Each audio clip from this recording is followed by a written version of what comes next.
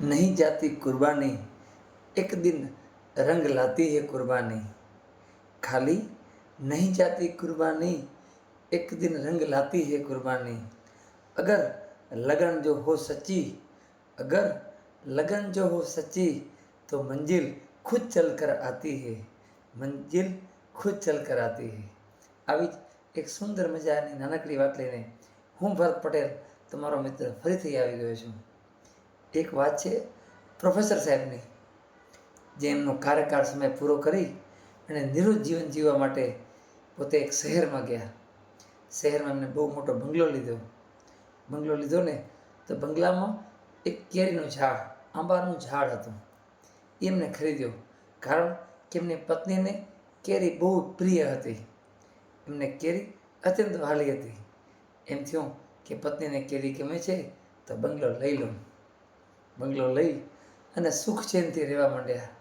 અને પ્રોફેસર સાહેબ એટલા સજ્જન વ્યક્તિ હતા, એટલા ઉચ્ચ કોટીના વ્યક્તિ હતા કે કોઈનો અહિત ન થાય એનો ખાસ કાળજી રાખતા। તે પોતે સાહેબ હતા તો ઘણા માણસો એમને મળવા માટે આવતા। એમ કરતાં કરતાં પોતે રહેવા ગયા। તે 2-3 મહિના થાય ને કોઈક એના સંબંધી રહેવા આવે ને તો ઘરમાં આંબાનું ઝાડ જુએ ને એટલે એમણે વાત કરે કે પ્રોફેસર સાહેબ બીજું તો કંઈ નહીં, પણ કેરીનું ઝાડ ઘરમાં સારું નહીં। એમણે 4-5 જગ્યાએ કીધું કે કેરીનું ઝાડ ઘરમાં સારું નહીં। તો સાહેબે વિચાર કર્યો કે બધા કહે છે તો લે જોરાયેલું, બધા એમને સલાહ આપતા કે તમે જ્યોતિષી પાસે જોરાયેલું એ કે કેરીનું ઝાડવાળું ઘર સારું કે નહીં સારું એમ।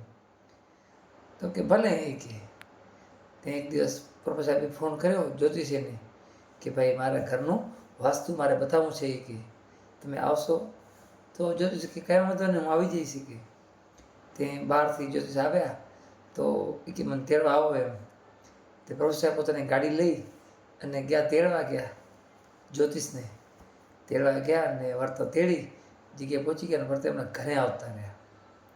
જ્યારે ઘરે આવતા રહ્યા ને ગાડી એકદમ શાંત પ્રકારે હાંકતા, 40થી 60 સ્પીડમાં ગાડી હાંકતા। એમને હરેક ઓવરટેક કરી જાય ગાડીને।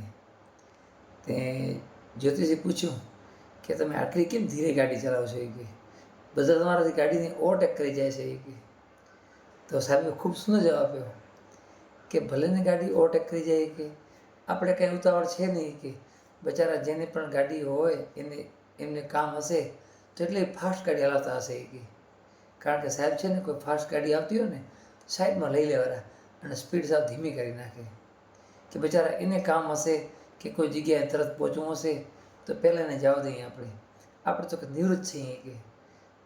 એમ કરતાં આગળ હાલ્યા ગયા ને તે એક જગ્યાએ 3 રસ્તા આવ્યા ને તે એક બાળક છે ને દોડીને નીકળ્યો, રસ્તો ક્રોસ કર્યો। સાહેબે ગાડી ધીમી પાડી નાખી એકદમ, ગાડી ઊભી રાખી। ત્યાં થોડીક ગાડી ઊભી રાખીને તે બીજા 2-3 છોકરા નીકળ્યા દોડીને। તે વાર નીકળી ગયા પછી ગાડી સાહેબે જવા દીધી। જ્યોતિષે વરે પૂછ્યું કે સાહેબ તમે ગાડી ઊભી કેમ રાખી? કે છોકરો દોડી નીકળી ગયો તો પછી આપણે નીકળી શકત નહીં કે। ત્યારે સાહેબે ખૂબ સુંદર જવાબ આપ્યો કે હંમેશા છોકરો દોડતો હોય ને તો એકલો દોડતો ન હોય ક્યારેય, એની પાછળના 2-3 મિત્રો હોય જે મસ્તી મજાક કરતા હોય ને એટલા માટે જ દોડ્યા હોય દીકરાઓ કે। તો આપણે ગાડી જવા દઈએ અને નકરે નારાયણને બીજા છોકરા આવી જાત તો કોઈને લાગી ભાગી જાત તો એના પિતાને જેના દીકરા હોય એને કેટલો આઘાત લાગત। અને આપણે ક્યાં ઉતાવળ છે કે આપણે તો નિવૃત્ત જીવન જીવવાનું છે કે તો બસ કે નીકળી જાય પછી આપણે નીકળીએ, આપણે શું ફરક પડે કે। કે બરાબર છે। વરે આગળ ચાલ્યા ને તેના ઘર કને પહોંચ્યા, જે ઘરનો ગેટ હતો ને ત્યાં પહોંચ્યા તો જોયું ગેટ મોરથી ખોલ્યો નહીં, એના જે આંબાનું ઝાડ હતું ને એના ઉપર 2-3 દીકરાઓ જે કેરી લેતા રહ્યા, જે અજાણ્યા હશે એ પણ એમને મન થયું હશે કેરી ખાવાનું એટલે બચારા તોડવા માટે ચડ્યા હશે। તે થોડીક વાર ગાડીમાં જ બેસાડ્યા એમને જ્યોતિષી મહારાજને અને કીધું કે આપણે છોકરા જે નીચે ઉતરશે ને પછી આપણે ઘરમાં અંદર જશું એ કે ત્યાં સુધી આપણે ભલે ગાડીમાં બેસવું એ કે। જ્યોતિષી ઘસે એ કે અડધો-પોણો કલાક થયો ને તે છોકરાઓ નીચે ઉતરીને હલાઈ ગયા। પછી આ પ્રોફેસર સાહેબ હતા એ અને જ્યોતિષી બંને ઘરનો દરવાજો ખોલ્યો અને અંદર ગયા। હે રામ બેસાડ્યા, એમના ઘરને ચા પાણી પાયું, નાસ્તો કરાયો. ત્યારે જ્યોતિષીભાઈ પૂછ્યું કે આ મકાન તમારું, આ ઝાડ તમારું, પણ જે છોકરાઓ જે કેરી તોડવા આવ્યા તમે ઓળખો છો એ કે?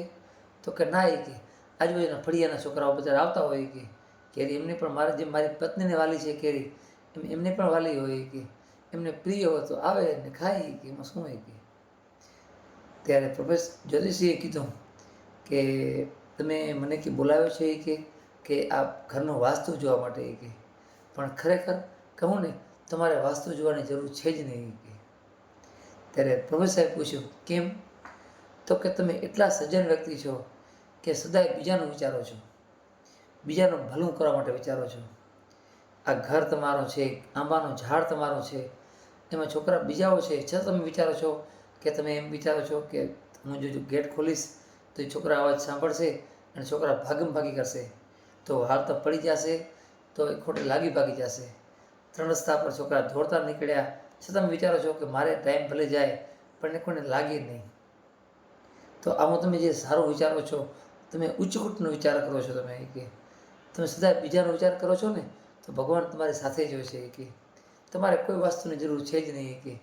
તમારા ઘરમાં આંબાનું ઝાડ છે તો ભલે રહે કે, તમે હજી પણ ગમે તેમ વાવશો તો ભલે હોય કે, તમને ક્યારેય ફરક નહીં પડે કે. તમારા જીવનમાં નિરંતર આનંદ અને શાંતિ જ રહેશે કે, કારણ કે તમે ડગલે ને પગલે બીજાનો સારાનો જ વિચારો છો કે બીજાના ભાવ તમે જોવો છો કે કોઈને મારા થકી અહિત ન થાય. તો આ નાનકડી વાતમાંથી આપણે જીવનમાં શીખ લઈએ કે હંમેશા બીજાને ભલાઈ કરતા રહેશો ને તો ખુદનું ભલું ભગવાન અવશ્ય કરે છે. કારણ કે આપણે બીજાનું અહિત ન કરીએ ને, આપણે એમાં પણ નારાયણ છે એમાં, તો બસ એ નારાયણને સમજી અને આપણે ભલું કરીએ ને તો ભગવાન આપણું ભલું અવશ્ય કરે છે. આપણને એવો શ્રદ્ધા અને વિશ્વાસ હોવો જ જોઈએ. કારણ કે આ પપ્પુ સાહેબ એમના જીવનમાં હંમેશા બીજાનું ભલું કરતા હતા ને તો ભગવાન એનું ભલું જ કર્યું. તો બસ આપણે નાનકડી વાત તમને ગમતી હોય તો આગળ શેર જરૂર કરજો, જેથી કોઈના જીવનમાં આવા નાના પ્રસંગ સાંભળીને પણ કંઈક બદલાવ જરૂર આવશે. બસ કામ એવું કરું કે દુનિયા કરે યાદ. તો બસ હું અને તમે સાથે મળીને આપણે સારા થવાનો પ્રયાસ જરૂર કરીએ. જય શ્રી રામ, હર હર મહાદેવ.